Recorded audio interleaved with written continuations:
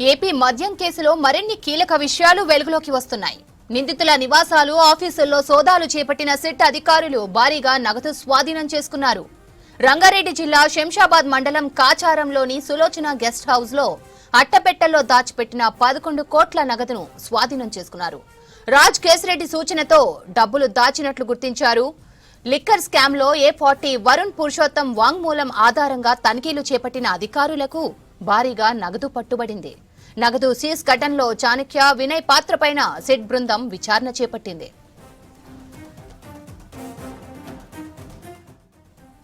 రాజ్ కేసిరెడ్డి, చాణక్య ఆదేశాల మేరకు జూన్ 2024లో వినయ్ సాయంతో వరుణ్ 11 కోట్ల నగదు ఉన్న 12 అట్టపెట్టెలను ఆఫీస్ ఫైళ్ల పేరుతో దాచినట్లు సిట్ అధికారులు గుర్తించారు. నిన్న దుబాయ్ నుంచి వచ్చిన వరుణ్ పురుషోత్తంను శంషాబాద్ ఎయిర్పోర్టులో అదుపులోకి తీసుకున్నారు సిట్ అధికారులు. వరుణ్ పై Vijayawada court non bailable warrant కూడా జారీ చేసింది. వరుణ్ పురుషోత్తం నేరాన్ని అంగీకరించి నిజాలు బయటపెట్టడంతో లిక్కర్ స్కామ్ కు చెందిన భారీ నగదు నిల్వల విషయాలు బయటకొచ్చాయి.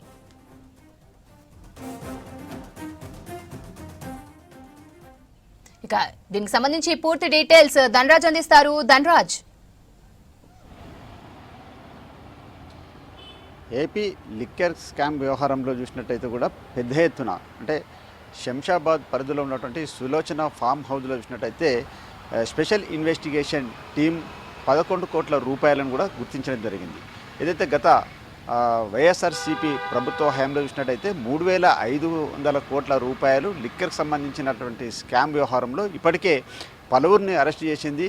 వారు ఇచ్చినటువంటి ఇన్ఫర్మేషన్ ఆధారంగా కూడా ఏకకాలంలోనే ఓ వైపున సోదాలు కొనసాగుతున్నాయి, మరోవైపున దర్యాప్తు ముమ్మరం చేసినటువంటి క్రమంలోనే ఇక A1గా ఉన్నటువంటి రాజ్ కేసిరెడ్డి సంబంధించినటువంటి వ్యవహారంలో ఆయన ఇచ్చినటువంటి ఇన్ఫర్మేషన్, అతని అనుచరగణమైనటువంటి వరుణ్ ఏదైతే సమాచారం ఇచ్చారో ఆ మేరకు ఏపీకి సంబంధించినటువంటి సిట్ అధికారులు శంషాబాద్లో ఉన్నటువంటి రాజ్ కేసిరెడ్డి సులోచన ఫామ్ హౌస్లో 11 కోట్ల రూపాయలను అట్టపెట్టెల్లో పెట్టి దాన్ని అంతా కూడా అందులో ఆ ఫామ్ హౌస్లో దాచినట్లు గుర్తించారు. అయితే ఏపీ నుంచి చూసినట్టయితే ఈ ఫైళ్ళని అంటే ఈ అట్టపెట్టెల్లో చూసినట్టయితే అప్పుడున్నటువంటి సంబంధించినటువంటి అంటే అధికార యంత్రాంగం సంబంధించినటువంటి ఫైళ్లను తరలిస్తున్నట్టుగా మాత్రమే ఈ వ్యవహారం సాగింది. కానీ దీని వెనకాల చూసినట్టయితే పెద్ద ఎత్తున డబ్బులకు సంబంధించినటువంటి తరలింపు జరిగినట్లుగాను రాజ్ కేసిరెడ్డికి సంబంధించినటువంటి అనుచరగణం ఉన్నటువంటి వినయ్ ఇచ్చినటువంటి సమాచారం మేరకు మాత్రమే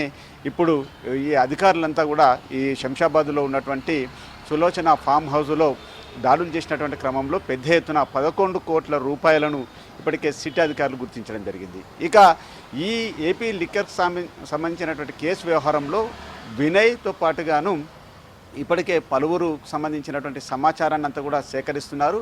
అయితే ఈ కేసుకు సంబంధించిన వ్యవహారంలో చాలా వరకు ప్రకంపనలు లేపుతున్నాయి. గత వైఎస్ఆర్సీపీ ప్రభుత్వ హయాంలో జరిగినటువంటి 3,500 కోట్ల రూపాయలకు సంబంధించి వివిధ బెవరేజెస్ సంబంధించినటువంటి వారికి పెద్ద ఎత్తున వారికి సంబంధించినటువంటి అనుచర గణానికి మాత్రమే ఇందులో ఈ లిక్కర్ సంబంధించినటువంటి వాటిని తమకు అనుకూలంగా మలుచుకున్నారు. ఆ తర్వాత వివిధ బ్రాండ్లకు సంబంధించినటువంటి పేర్లతోటి వాటిని ఈ వైఎస్ఆర్సీపీ ప్రభుత్వ హయాంలో ఉన్నటువంటి ఇప్పుడు నిందితులుగా ఉన్నటువంటి వారంతా కూడా చాలా పెద్ద ఎత్తున కోట్లాది రూపాయలను సంపాదించుకొని ప్రభుత్వానికి ఆదాయ మార్గాన్ని గండి కొట్టేలాగా చేసినారనే వ్యవహారంపైన ప్రధానంగా సిట్ బృందం ఈ వ్యవహారం పైన చాలా వరకు సీరియస్గా దర్యాప్తు చేస్తుంది. అయితే అప్పుడు వీళ్ళంతా లబ్ధి పొందినారు కాబట్టి ఎవరైతే ఆరోపణలు ఎదుర్కొన్నటువంటి నిందితులకు సంబంధించిన వ్యవహారంలో A40కి సంబంధించినటువంటి 40 మంది పైన కూడా ఇప్పటికే కేసులు కూడా నమోదయ్యాయి. ఆ తర్వాత కూడా సోదాలు కొనసాగుతున్నాయి. ఆ డబ్బునంతా కూడా ఎక్కడెక్కడ దాచిపెట్టారు, ఏ కంపెనీలకు బదలాయింపు చేశారు, అదేవిధంగా దుబాయ్కి సంబంధించి కూడా పెద్ద ఎత్తున వివిధ మార్గాలలో చూసినట్టయితే ఈ బ్రీఫ్ కేసు సంబంధించినటువంటి కంపెనీ వ్యవహారాల్లో కూడా పెద్ద ఎత్తున పెట్టుబడులు పెట్టి బ్లాక్ మనీని అంతా కూడా వైట్ మనీగా మార్చుకునే వ్యవహారం పైన కూడా పూర్తిగా సిటీ ఇన్వెస్టిగేషన్ దర్యాప్తు చేస్తుంది. ఇక ఏపీ నుంచి హైదరాబాద్లో ఉన్నటువంటి పలు కంపెనీలలో కూడా ఏపీ లిక్కర్ స్కామ్ సంబంధించినటువంటి డబ్బునంతా కూడా వివిధ సంబంధించినటువంటి బినామీ అకౌంట్లలో వాళ్ళు తరలించారు. వివిధ కంపెనీలకు సంబంధించినటువంటి వాటిలో కూడా పెట్టుబడులు పెట్టారనే విషయానిపైన ఇప్పటికే సిటీ బృందం తనిఖీలు ముమ్మరం చేసింది. ఈ క్రమంలోనే అప్పుడు వైఎస్ఆర్సీపీ ప్రభుత్వ హయాంలో జరిగినటువంటి నిందితులు ఇచ్చినటువంటి ఇన్ఫర్మేషన్, ఆ తర్వాత అప్పుడు సంబంధించినటువంటి డబ్బులంతా కూడా ఎక్కడికి తరలించారు, ఏ ఫామ్ హౌస్లో వీటిని నగదు నిల్వలు పెట్టారనే విషయంపైననే ప్రధానంగా ఈ రాజ్ కేసరెడ్డికి సంబంధించినటువంటి ప్రధాన నిందితుడు అనుచర వర్గాన్ని కూడా వారిని విచారించినటువంటి క్రమంలో ఇక వినయ్ ఇచ్చినటువంటి సమాచారం మేరకు మాత్రము ఇప్పుడు శంషాబాద్లో ఉన్నటువంటి సులోచన ఫామ్ హౌస్లో 11 కోట్ల రూపాయలను గుర్తించారు.